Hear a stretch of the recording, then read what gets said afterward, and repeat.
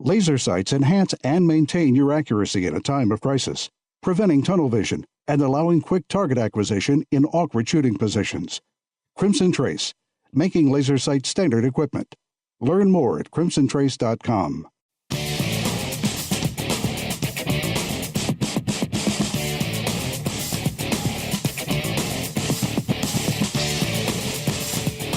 This is Tom Gresham's Gun Talk, now available on iTunes and other podcast clients, and on the free Gun Dealio smartphone app for iPhone and Android. Feel free to call Tom now at 1-TOM-TALK-GUN or 866-825-5486, or email Tom at guntalk.com. Now, once again, here's Tom. All right, before we get to our guest, I got to share this with you. There's just almost nothing more fun than showing the hypocrisy of the gun ban industry and having some fun with them. John Lott, of course, noted researcher, had some fun with that. He's on President Trump's task force on election fraud. And so last week they had a meeting, and he had an interesting proposal. And of course, Lott has all the research on guns and gun registration and concealed carry and background checks and all of that. He said, here's the deal. If Republicans are worried about voter fraud and Democrats say that voter fraud doesn't exist, he says, then why doesn't the United States just use the Democrat-approved National Instant Criminal Background Check System, NICS check, to double-check voting rolls? You can imagine. What? We're going to do a background check on people who vote? Well, you do a background check on people who vote, who buy guns. Is a constitutionally protected right, and you're going to run a background check on people who do a constitutionally protected. That'd be like, for me, see, people say, well, what would you like? Hey, it's easy for me. No background checks, period, none, zero. No waiting periods, no background checks ever for anybody anywhere. How can you say that? Well, here's how I could say that. If you are okay with background checks for guns, then you should be okay with a background check for free speech. Same difference. First Amendment, Second Amendment. But I digress. We'll get into that in just a minute. We were talking about in the last hour about hunting, shooting, long range, accuracy, all the rest of it. And a big part of that, being able to even discuss that, is the fact that rifles are certainly better, scopes are better, but I got to tell you, I think where the big improvement has come is in ammunition. I think our ammunition is a magnitude better, just an order of magnitude better than it used to be. Let's talk about that. Boyd Metz from HSM Ammunition joins us right now. Hey, Boyd. Hi, Tom. Thanks for having us on. You bet. Good to be back with you. Absolutely. So my contention is that ammo today is so much better than it was 30 years ago that it's almost not comparable in any form or fashion. What do you think? Well, I have to agree with that. I think there's just a couple of things. First of all, the components have improved tremendously. The quality of the brass, the quality of the bullets, the selection of powders, the consistency of the primers, and the equipment that puts the ammunition together has become even more precise. So I think you're 100% right in the fact that the ammunition is just so much better that it's very noticeable in just an average hunting rifle. Exactly. And furthermore, for people like you who make ammo, you can't get away with selling something that's not good because the world now talks to each other all the time. Oh, you know how that is, Tom, out there. And that's one of the premises that HSM has built over the last 49 and a half. And, oh, by the way, next year's our 50th year 50? In business. In 2018, wow. 50 years. You and I were just pups probably when this thing started. No kidding. But, no, that's one of the things that's allowed us to grow our company is the fact that we have preached accuracy and we have delivered accuracy. And that's the key because obviously if the product wasn't accurate and didn't do what it's supposed to do, the bloggers would just step all over you. Well, you also are using really good bullets. And I mean, that's at the heart of it. That's what you're sending downrange to do the work.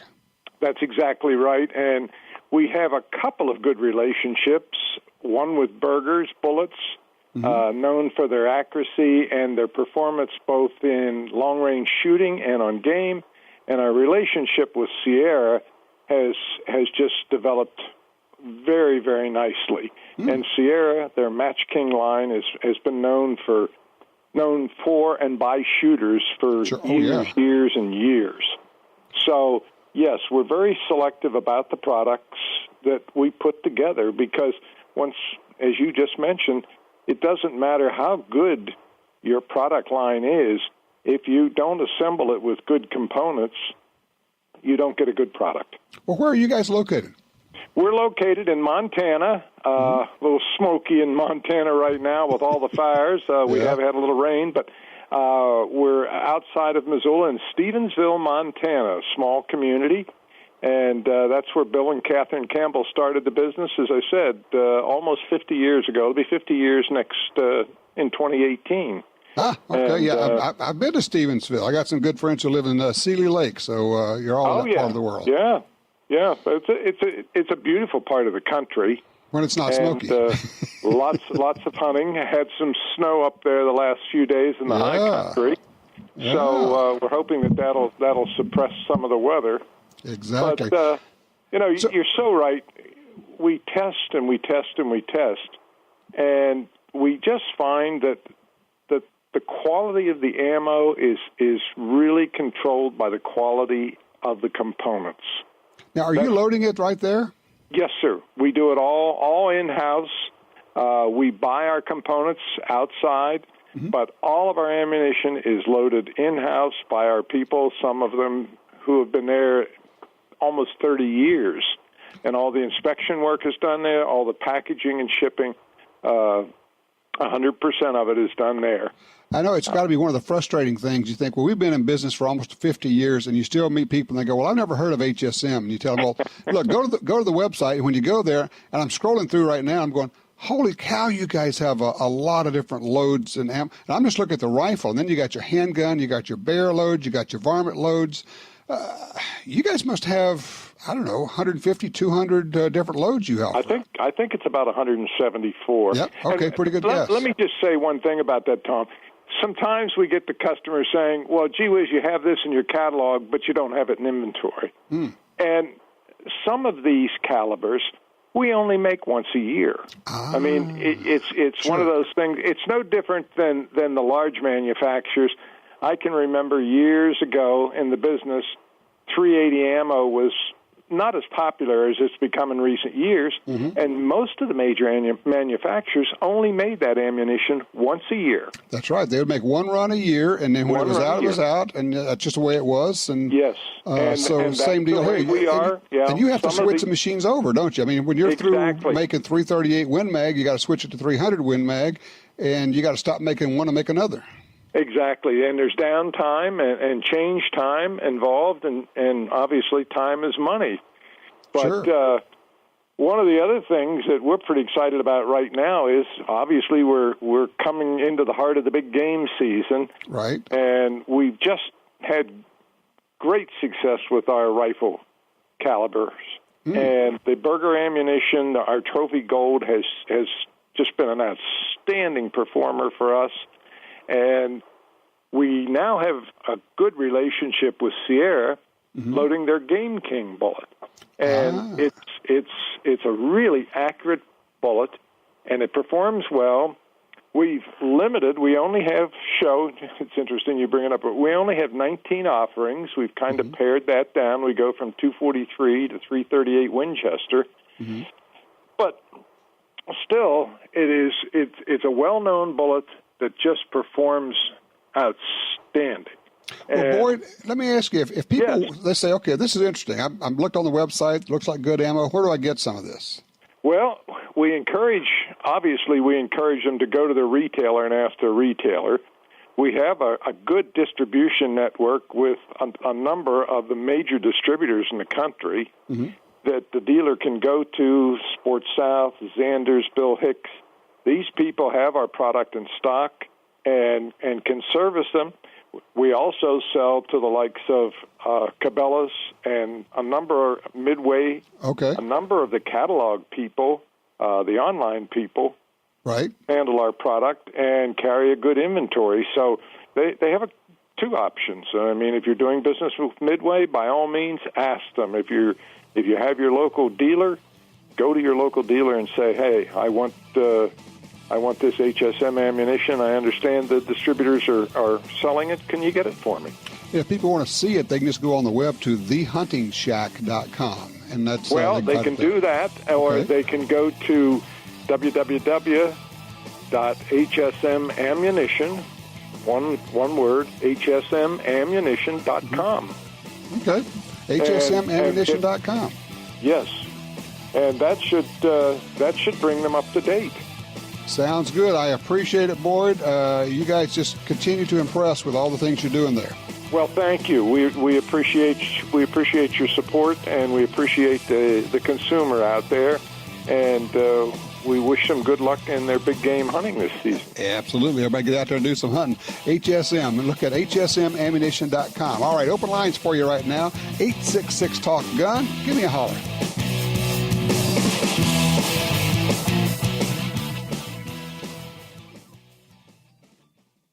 Every crossbreed holster is handmade based on the design invented by our founder.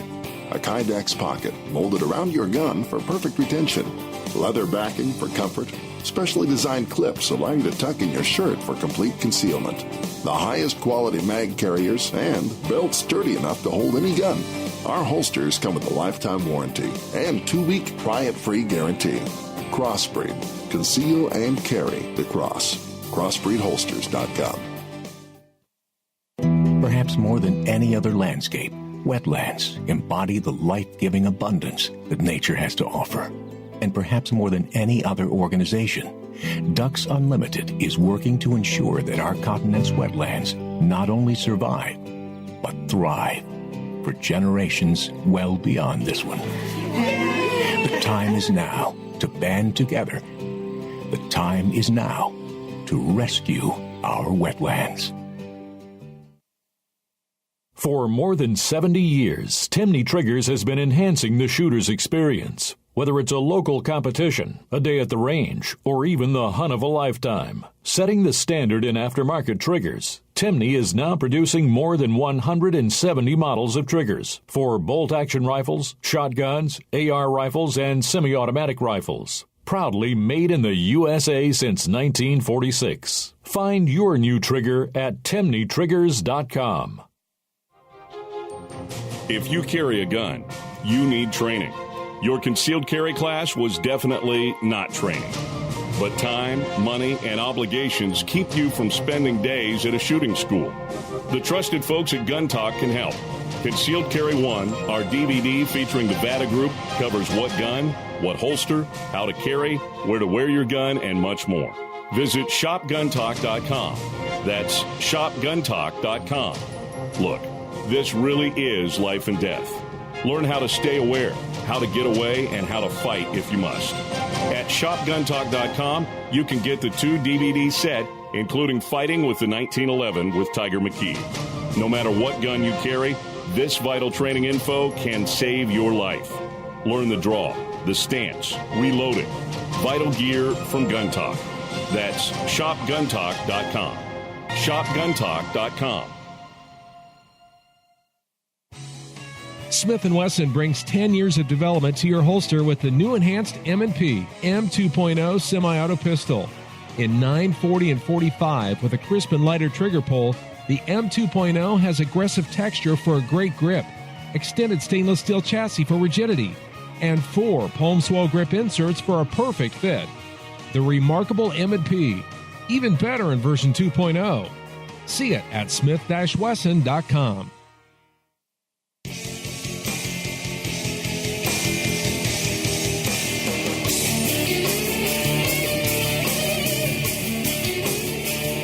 Well. This one is kind of interesting.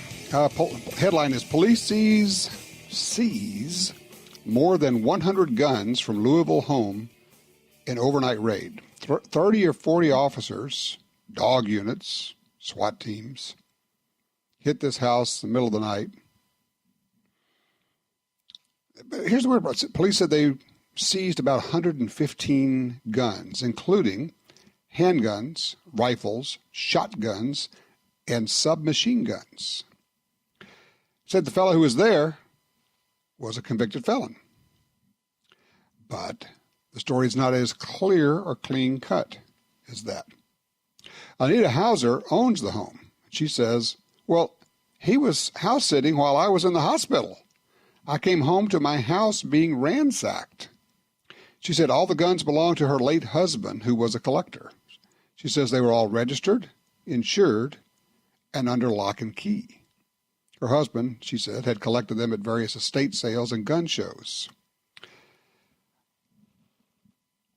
Not sure how this is going to end up working out. If this fellow who was at the house, it looks like he was a convicted felon. Is he in possession of the guns if he's house sitting at a house where there are guns? Does this woman who owns the guns, ostensibly, get her guns back? How's this going to work out? And is this a cautionary tale for everyone? Who do you let into your home? Do you have people you know? Do you have people who are in your family who are prohibited persons? That is, they are prohibited by law from owning a firearm. And would letting them into your home possibly cause the police to come kick in your doors, do the SWAT team dynamic entry thing, send in the dogs, send in the SWAT guys to take your firearms? Have you ever heard of anything like this happening? Do you have any thoughts on how this might play out? It makes one nervous to think about 30 or 40 police officers all geared up, ready to go, amped up, kicking in doors to your home. It's a concern. And look, I get it. I understand. They'll say, well, here's a convicted felon, and we know that there are guns there, and we know that there are some full auto guns there. By the way, full auto guns are perfectly legal as long as they're registered under federal law. So we're going to go in dynamically. Well, I kind of go back to the whole David Koresh thing. Is that necessary? Can we just wait till he leaves the house? Do we have to go kick in the door in the middle of the night to do this? One would think that probably the guy leaves the house occasionally, and we could address this issue that way. I do have a concern, and look, don't get me wrong.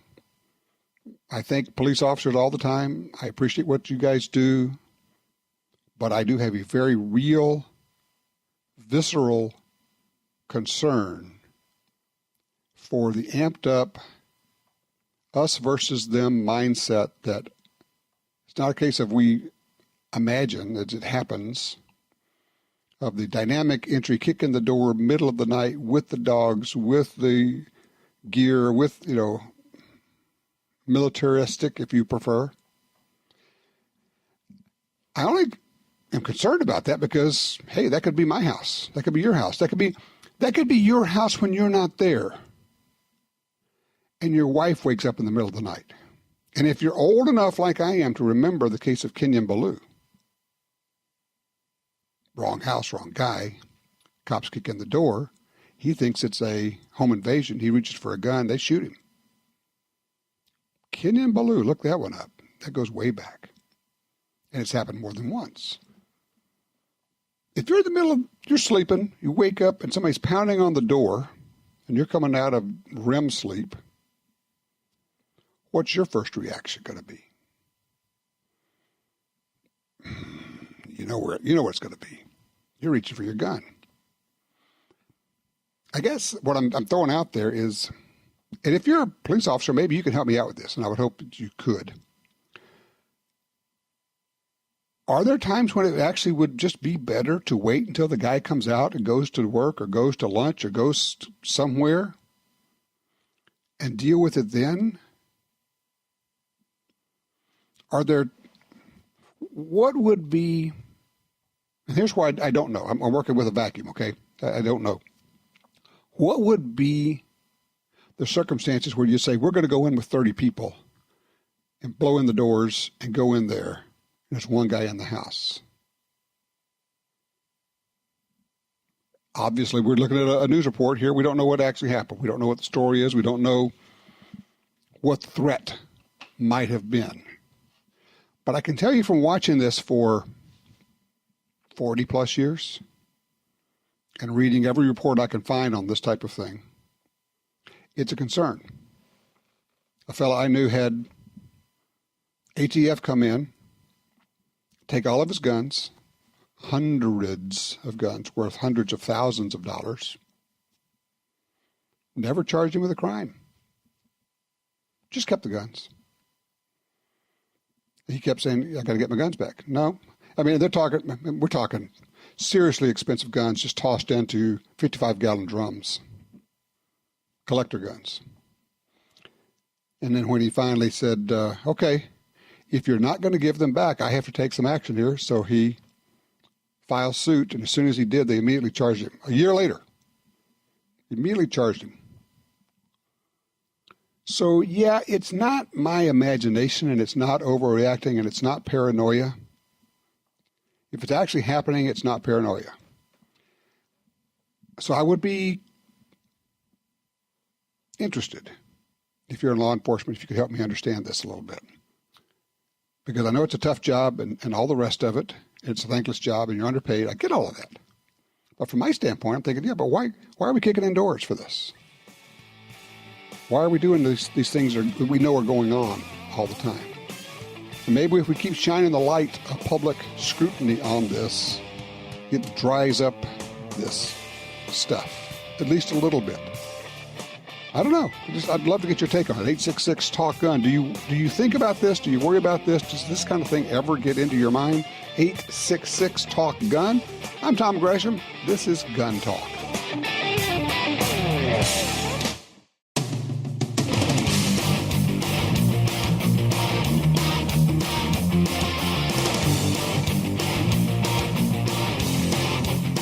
Gun Talk encourages you to support the local sporting goods store, gun stores, ATV dealers, and other local businesses in your area who advertise on this station and Gun Talk. Only together can we protect our rights. You're listening to Washington Times opinion page regular contributor Tom Gresham.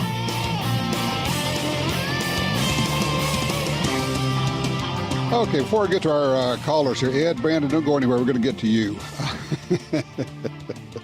You've seen, if you've watched any news, any of the morning programs, anything, you've seen Hillary Clinton making the rounds, talking about her new book, What Happened? Now, look, I am no Piers Morgan fan, but he wrote the funniest piece. He basically said, hey, what do you mean what happened? You were a horrible candidate. You were self-indulgent. You screwed it up. You're blaming on everyone else. You're whiny.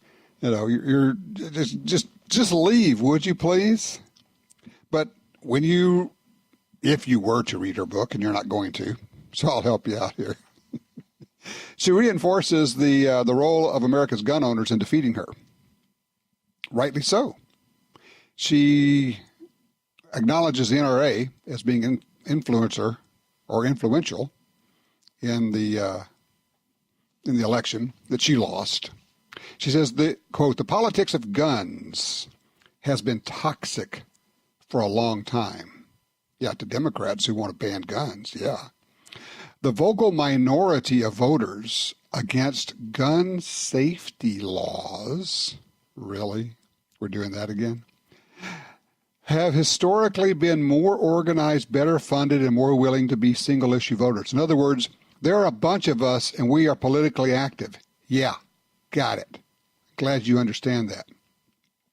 You remember back, well, maybe you don't, 1994, the Clinton gun ban, also known as the assault weapons ban, the Clinton gun ban and the Brady Bill passed.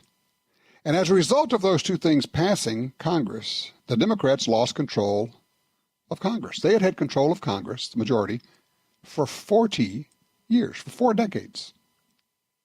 And in his State of the Union address next year, President Clinton acknowledged, he says, a lot of these seats got changed over. A lot of these seats, people lost their jobs because they voted for gun control. He didn't say gun control. He would have called it common sense gun safety measures. Yeah, we kicked their butts out.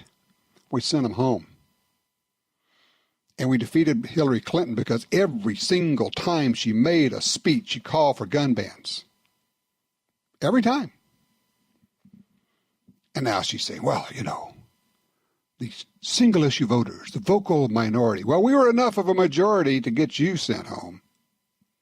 Then she says, well, in the 90s, my husband fought hard to pass both a 10-year ban on assault weapons and the Brady Bill, which for the first time required background checks on many.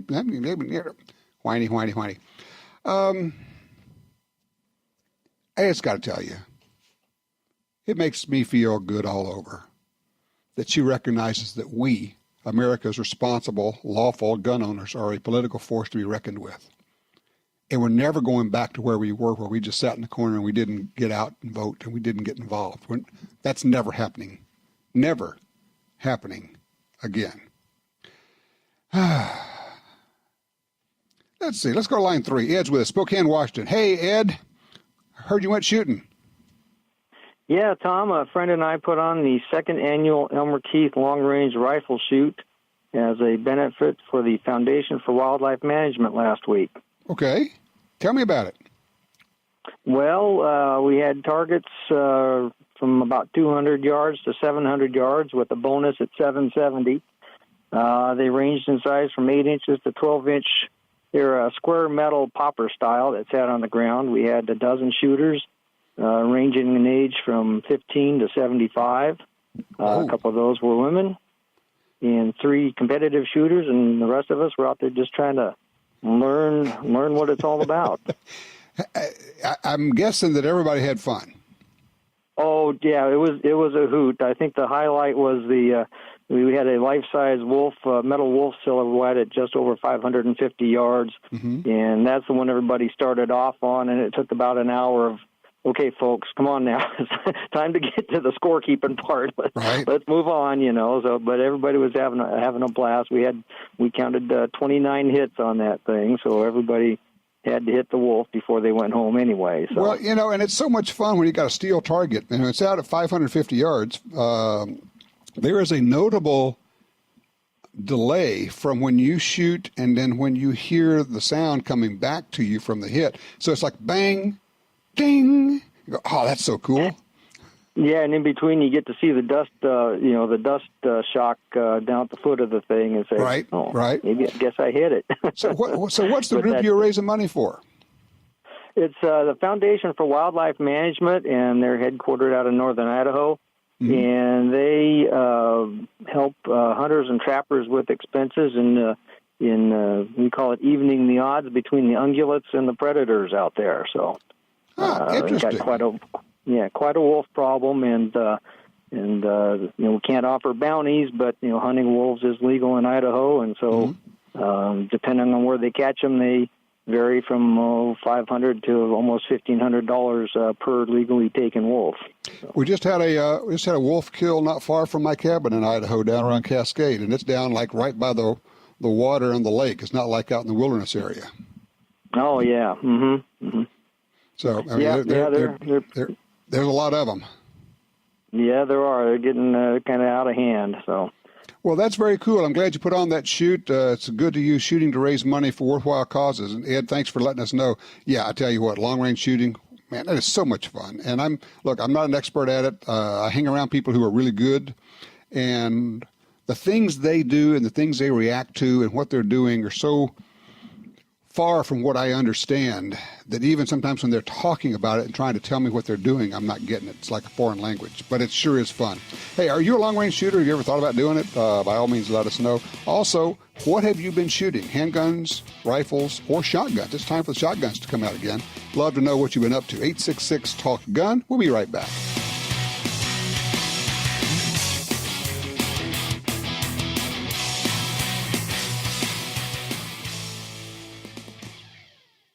Double Tap Ammunition and Colt Ammunition manufactured by Double Tap. Using top-of-the-line components made in the USA and hand-inspected. Choose from 481 loads in 82 calibers. Defense, hunting, competition. Double Tap. In the war on terror, fighting crime in the streets, in competition and homes around the world, one name in firearms stands out: Sig Sauer.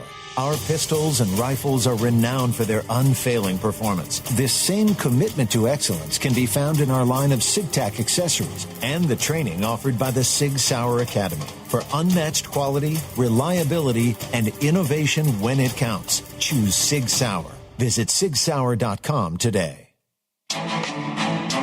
Attacks happen every day. How will you react? See real people put into real-life criminal attack situations on First Person Defender.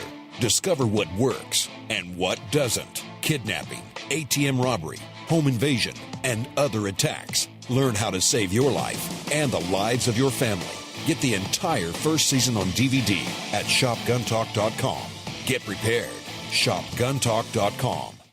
There's only one place where you can buy that firearm you've always wanted and turn it into your very own. That place is Brownells.com.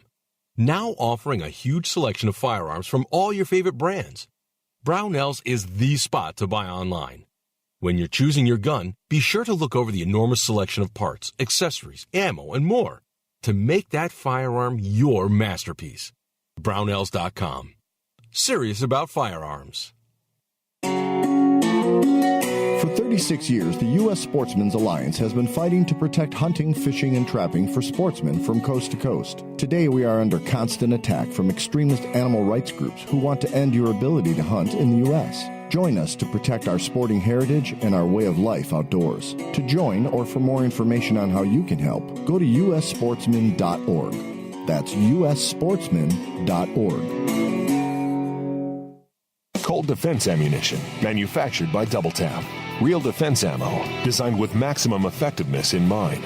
Have confidence in the performance of your defensive ammunition with Cold Defense by Double Tap. Available at your local retailer today.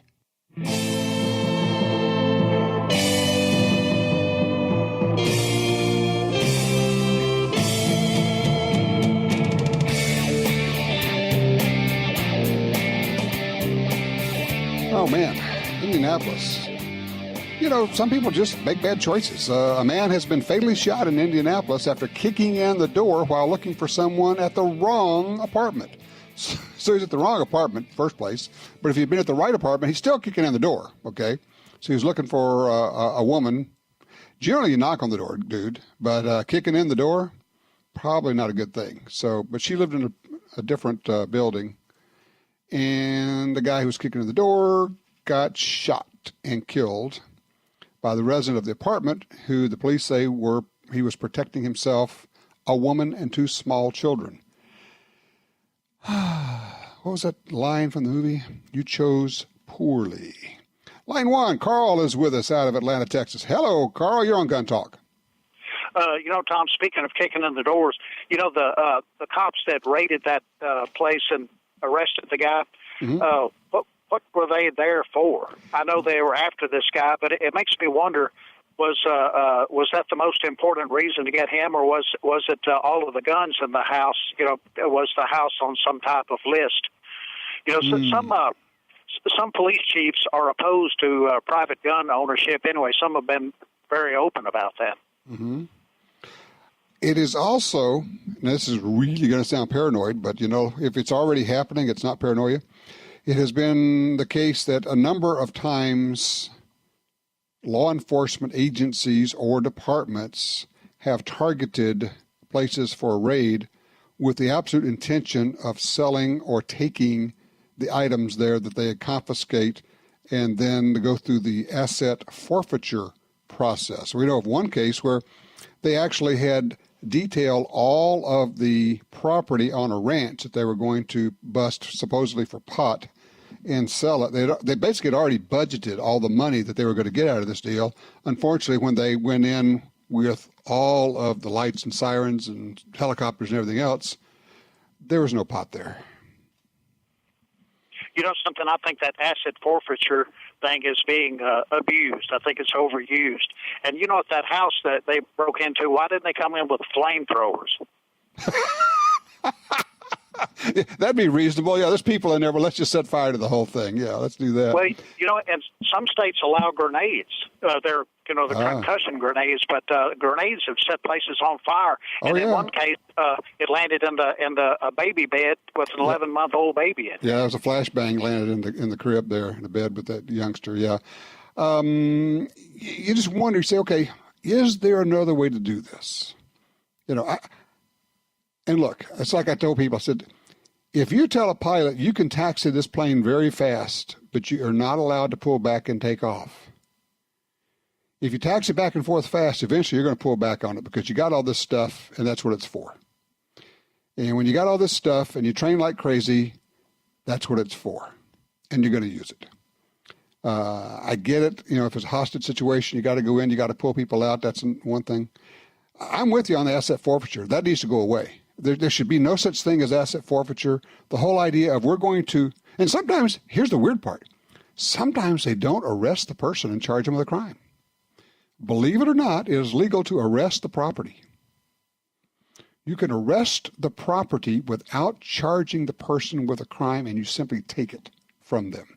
And then to get it back, the owner must get a lawyer and must sue and go to court to get it back. I remember the lecturer, and look, I appreciate the call, sir. A lecturer was giving a talk at for the ATF at one time, and they handed out these custom monogrammed Leatherman tools, and on the Leatherman tools it said, ATF, always think forfeiture. Now, there's a mindset for you, isn't it? Let's go take what they have, and you'll love this, and in some jurisdictions, you know who gets the money? The prosecutor, the police, and the judge, the court, split the money. How are you going to fight that? The judge, that is the court, the prosecutor's office, and the police split the money they get from asset forfeiture. I'm just telling you, there should be no such thing as asset forfeiture. And oh yeah, as long as we're on the subject, there should be no such thing as being prohibited from owning a gun because you're a convicted felon. What? Did you say what I thought you said, Tom? Yes, that's what I said. If you have served your time, if your sentence is over, it should not be a life sentence. This whole idea of a convicted felon being prohibited from owning a gun for life, it's wrong. It goes against everything we do in this country in terms of you've served your time, you've served your debt to society. Now, you know, you are a free person. No. Where's the logic in that? If someone is guilty of a crime, you put them in jail or you sentence them, but when the sentence is over or when they're out of jail, it's over. Well, there's some bad people out there. Yep, there are.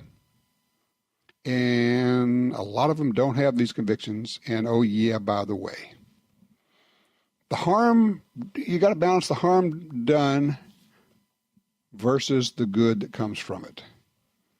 And I would offer that if one person who gets innocently attacked and her house gets kicked in and you have people going through the house and taking all their guns, that to me offsets every other instance of a potentially bad guy.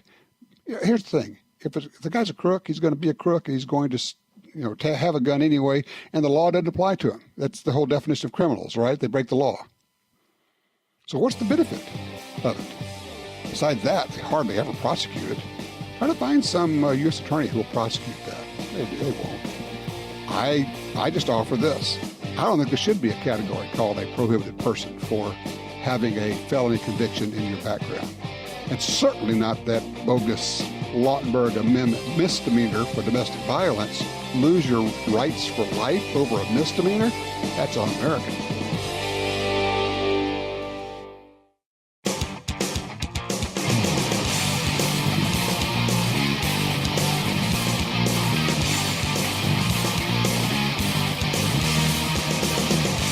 All right, there's all kind of new stuff going on, and in a few minutes we're going to be talking about 2 new rifles from SIG. hot stuff. Man, they keep cranking out some cool stuff, so you don't want to miss that one. Let's see. First, though, I want to talk with Will on 3 out of Spokane, Washington. Hey, Will, you've made it on to Gun Talk. Tom, yes, you can hear me okay? I got you. I wanted to give a big shout-out to the Action Target Company out of Provo, Utah, for putting on the law enforcement training camp that they have They've been putting it on now for over 10 years, and I had the opportunity to train with some of America's finest men and women that are law enforcement trainers. And they put this event on every year down in Provo, and some of the top shooters in the country are instructors. So this is, do they put this on for law enforcement trainers? Primarily, the attendees are instructors from their different departments or agencies, and they are getting a real advanced training that they take back with them to their departments. And it's just a fantastic camp. It's 4 full days of training. They put on a banquet. They have a memorial match for one of our fallen officers. And it's just a tremendous good time. Did you get it while you were there? Did you get a chance to go into Action Target and see how they make the targets and the huge plates of steel they get in and all that? Tom, I'm so glad you brought this up. They gave, on the first day, we received tours of Action Target. And an incredible company. They're probably the premier target installers and manufacturers in the United States. They employ 300 people right there in Provo, Utah. We got to see the whole operation, how it works. It's huge, and they will come in. I mean, if somebody wants them to, they will come in and just basically drop a range right on top of it, an indoor range made to order into an existing building, or you can build a building around their place. I mean, if you want to talk about somebody that knows how to build ranges, these guys do it. That's exactly right. Tom, the other thing I wanted to bring up is tragically in Freeman, near Spokane, Washington, we had a school shooting this week. And by all the accounts, there were so many signs that this deranged young man, 15 years old, was going to act. And including, which is the most tragic of all, that his parents indicated that he knew the combination to the gun safe and was able to access the firearms that he used, including an AR-15. Now, the AR, he did not know how to operate it, and he did not actually shoot any of the victims with the rifle, but he had it. And so we're going to be looking at, in Washington State, probably another resurgence of an assault weapon ban coming up in our next legislative session. When in fact, this is really a mental health issue. And look, I appreciate that very much. Well, let me just throw this out for people that don't know. A couple of weeks ago, we had on the author, Andy Brown. Please get this book titled Warnings Unheeded. Warnings Unheeded. It's an amazing book, but it tracks this one individual who everybody knew was a problem. Everybody said this guy is nutso crazy. Everybody in the Air Force who investigated him and tested him and kept him in quarantine said, get this guy out of the service. He is a ticking time bomb. He's going to kill people. He ended up doing exactly that. The book is Warnings Unheeded, and it is a tale written by the guy who ended the active shooter, shot him in the head at 70 yards with a 9mm handgun. True hero there. Yeah, the book is called Warnings Unheeded. When we come back, we're going to be talking about some cool new rifles from Sig Sauer. You do not want to miss this. This stuff is hot.